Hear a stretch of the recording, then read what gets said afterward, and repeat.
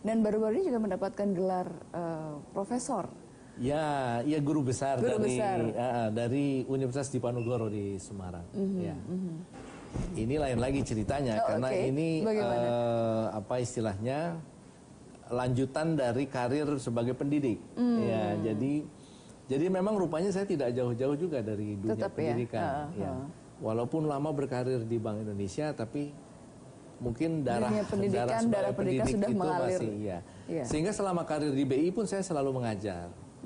Mengajar apakah di akhir pekan ataukah di malam hari. Baik di UI maupun di Trisakti saya banyak mengajar. Jadi semua itu dihitung.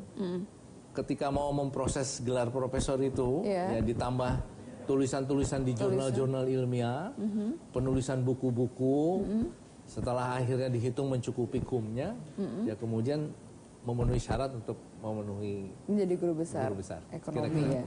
Oke, tadi juga sudah dijelaskan bahwa memulai karir, meniti karir dari bawah di BI sampai kemudian menjadi deputi, kemudian di OJK gitu ya, diusulkan tahun 2012 kalau nggak oleh 2012 saya mulai Presiden SBY saat itu menjadi salah satu anggota. Nah itu kan memang lembaga yang baru begitu, ada tantangan ya sebenarnya saat itu. Kenapa misalnya Bapak ini kemudian tertantang mau untuk menerima tawaran? Iya, itu dari masa-masa yang kritis sebetulnya. Kita baru saja selesai melewati krisis keuangan global yang terjadi tahun 2008-2009.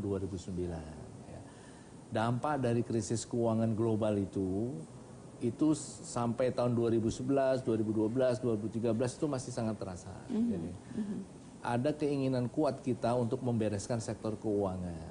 Karena memang sumber krisis pada krisis keuangan global tahun 2008 itu datangnya dari sektor keuangan. Jadi di Amerika itu sektor keuangannya bermasalah. Pemerintah Amerika membail out, menyelamatkan banyak sekali bank-bank besar agar negaranya tidak kacau gitu. Dampaknya itu sampai ke Indonesia. Nah, Indonesia juga terdampak dari krisis global ini.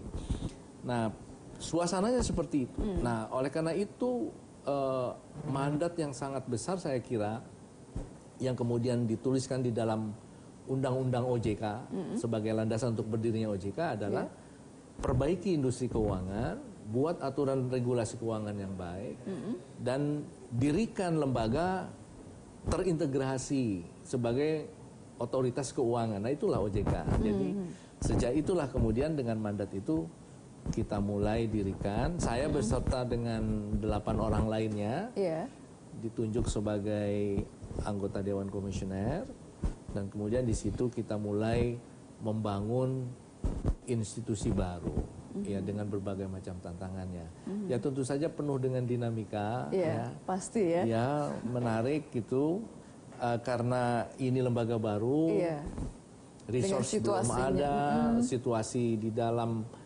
Artinya ada tantangan ke dalam kita beresin rumah tangga, tantangan keluar, situasi ekonomi sedang masih belum stabil. Nah itu yang membuat tugas menjadi tidak mudah, dan alhamdulillah bisa dilalui dengan baik. Bahkan ada prestasi-prestasi yang ditorehkan.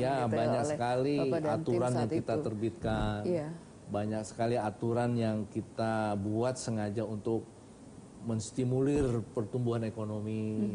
Banyak sekali aturan yang kita buat untuk memberikan kelonggaran bagi lembaga keuangan untuk bisa bernapas di tengah-tengah situasi yang sulit gitu. Itu jadi ada beberapa yang kita termasuk untuk membuka keran investasi dan lain sebagainya. Baik dari dalam maupun luar negeri.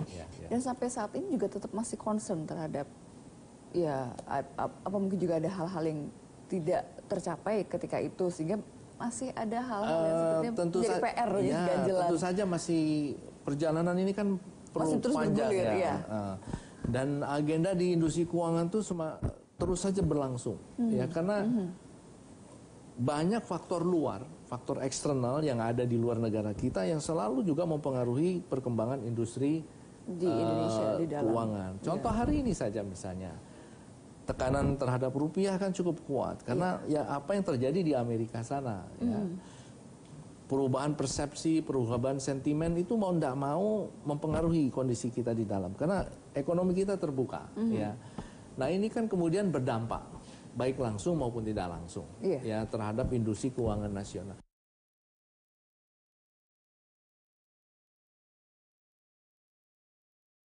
Dan hal-hal serupa ini kan harus dipantau dan harus direspon, ya, agar kemudian kita mampu merespon ini, ya, kita sehat, normal, kita tidak terganggu, kita maju terus, ya, dan ekonomi stabil. Saya kira tantangannya seperti itu. Tantangannya seperti itu, ya. Nah, kalau di Indonesia sendiri kita memiliki UMKM dan segala macam. Seberapa besar kekuatan dari UMKM kita untuk bisa menopang ekonomi Indonesia? Iya, UMKM Indonesia itu selama ini memang menjadi istilahnya tulang punggung penting di dalam mendorong pertumbuhan ekonomi nasional. Ya. Jadi sangat strategis perannya. Nah, dari sektor keuangan tentu saja yang menjadi concern kita adalah bagaimana membuka pembiayaan kepada UMKM ini, ya, agar mereka mudah berusaha, kan begitu, ya. Ya tentu saja otoritas lain, instansi lain punya apa istilahnya otoritas lain ya, dalam membantu UMKM. Dari kami pada waktu itu sebagai otoritas keuangan selalu menekankan itu. Apakah akses terbuka terhadap UMKM dari berbagai macam bentuk layanan keuangan? Karena kadang-kadang akses itu tertutup, ya. Misalnya saja saya kasih contoh, ya, UMKM itu pada umumnya kan tidak punya agunan, karena tidak ada agunan kemudian dia tertutup, sulit untuk mendapat proses pembiayaan. Nah, jadi keberadaan agunan itu menjadi penting. Nah, tapi kemudian bagaimana kalau agunan tidak ada? Apakah ada acara lain? Nah, kita dituntut kreatif, ya, agar kemudian kita bisa memastikan bahwa akses ini bisa tetap terjaga dengan baik. Nah, itulah isu akses ini menjadi bagian penting selama 5 tahun terakhir saya memimpin OJK itu, karena kemudian pemerintah pun mendorong ini sebagai satu agenda penting, ya, program sertifikasi tanah misalnya, yang sering kita banyak lihat di televisi itu, Presiden membagikan sertifikat tanah. Masyarakat. Menurut saya sangat relevan dengan upaya kita membuka akses pembiayaan.